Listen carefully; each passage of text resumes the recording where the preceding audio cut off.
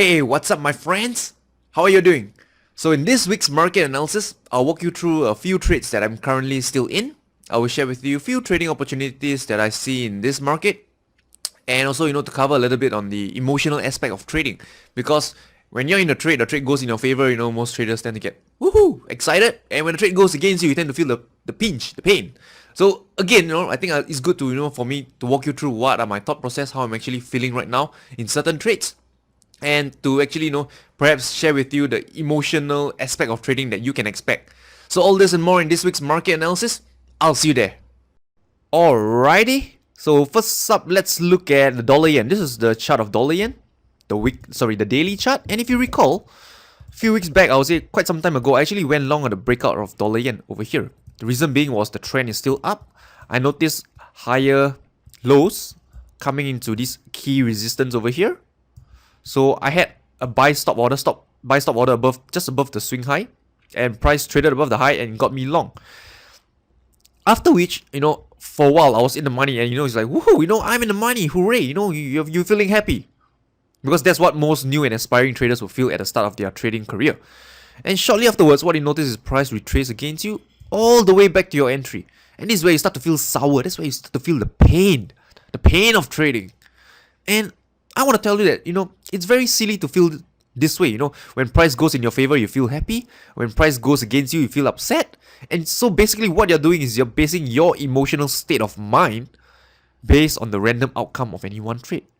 It doesn't make sense, Let's look at it this way. I basically got my stops above this swing low over here. My stops is in place. The worst that can happen is I'll just have a loss of 1 hour. I'll get stopped out for a trade.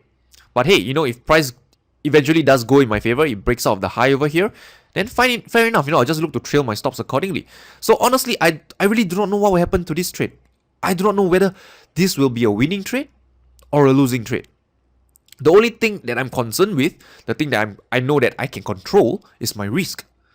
I can control my exits if I'm wrong, my stop loss, and the rest, everything else, I'll just leave it to the markets. Whether you want to give me profit, whether you want to stop me out, it's not really going to matter much to me, because I know I've already controlled my risk. I already know where I'll get out when I'm wrong. The rest is up to Mr. Market to decide. And I feel that you should look at trading in this way. Look at it from the next 100 trades. Look at the next 1,000 trades, because you are dealing with the law of large number. You're not basing your entire trading career just based on this one trade, because look at it. This one trade is just a tiny fraction of the number of trades that you'll take in your trading lifetime. And you need the law of large number for your age to play out. So in the short run, your trading results, your trades are basically random in terms of the results. But in the long run, if you have an age, and if it does plays out, then yes, all this will, start to make sense.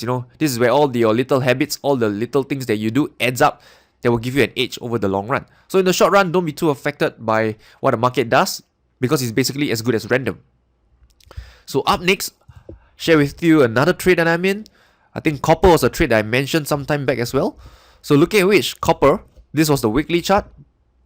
And clearly the trend is still down. You have a lower highs here, lower highs, lower highs, lower lows, and lower lows. So it's very clear cut to see that the trend is down. You see that on the 4-hour chart. I think I mentioned some time back that I got short just basically at this high over here, right? Because I noticed it was a resistance, so I got short over here. My stop loss was 280 here, so it's just somewhere around here. So I wasn't taken up by this spike over here. After which price went in my favor, right? You see a step lower, a retracement, an impulse move, a retracement, impulse move, and retracement, and impulse move. And this retracement currently seems to be steeper than usual. It retrace all the way back up. And for me, I'm looking at it from this perspective, right? I see a resistance down here. This is the previous swing high. So I'll watch what happens at this juncture, right? I currently have a stops of currently about 280 here above the swing high. If price does trade higher, I'll get stopped out, and I'll just take whatever profits I have. But however, if this resistance does hold and it trades lower, then alright, I'll still be in the trade. So basically, my trading is more of a either or kind of thing. It's either I'm going to get stopped out at the trailing profits for this trade, or price is going to go in further in my favor, and I'll just trail my stops accordingly. It's an either or kind of thing, right? There is nothing left to to feel upset about, to feel happy about, to feel subjective about, because everything I do as a trader has been planned accordingly, step by step.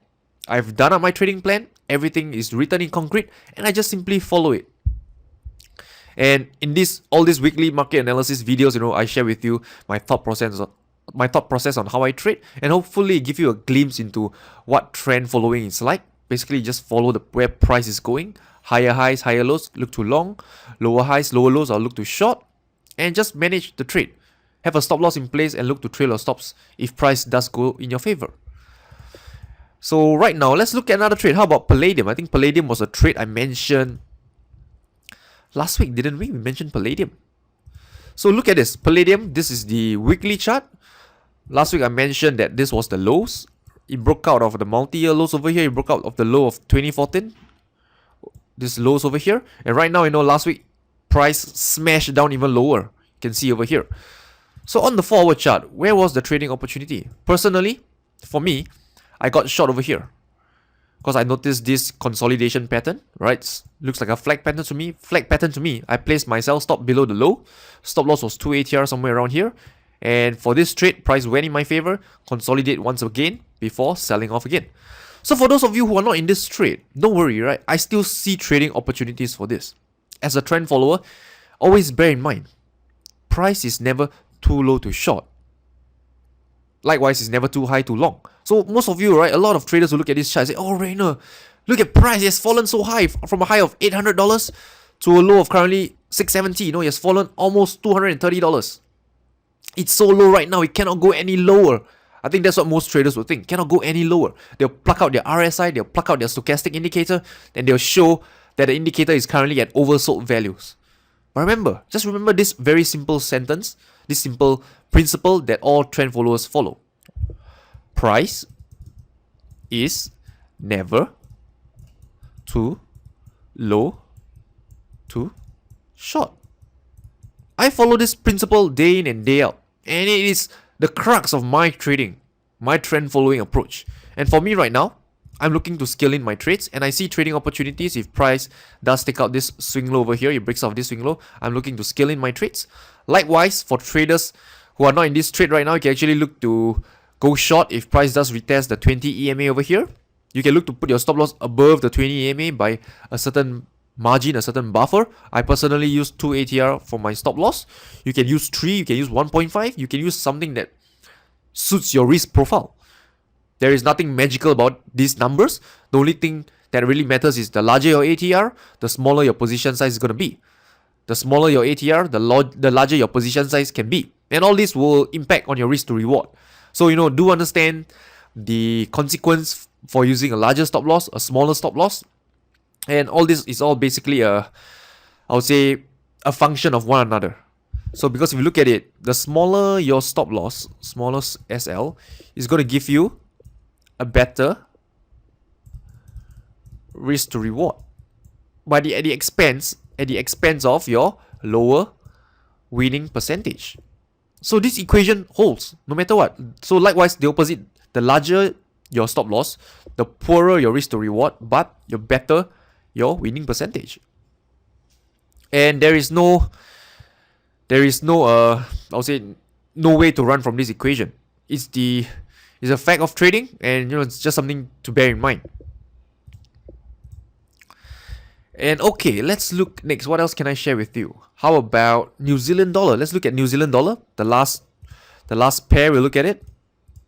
Hey, I think we did. I think we just covered New Zealand dollar. Yep, we did cover that. So how about we look at crude oil? Crude oil is a market that I'm currently looking to stay out of, because you look at it from a daily chart. Previously, we noticed that there has been a slide in crude oil from a high of 110 over here all the way down to the lows of around $40 here. Price then did a double bottom, then it rallied higher, and if you look at it right now, price seems to be in a range. It's consolidating in a range over here, and as a trend follower, I don't like to trade such market conditions because price is whipsawing back and forth. It's difficult to trade. I would rather wait for price to either break out higher or break out lower before I establish any trading bias. However, if you look at it from a weekly perspective, you notice that the trend is actually still very much down. Then he had his retracement, and right now it's consolidating over here. The thing is, we do not know whether price will break out higher or lower. One thing is clear right now is that the volatility has actually contracted quite a bit because you notice the range of the candles has shrunk.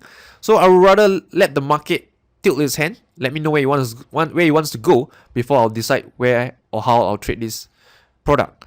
So that's all I have for you in this week's market analysis. If you enjoyed this week's video, feel free to leave me your comments below and I'll get back to you immediately, alright? So with that, I wish you boys and girls good luck and good trading. I'll talk to you soon.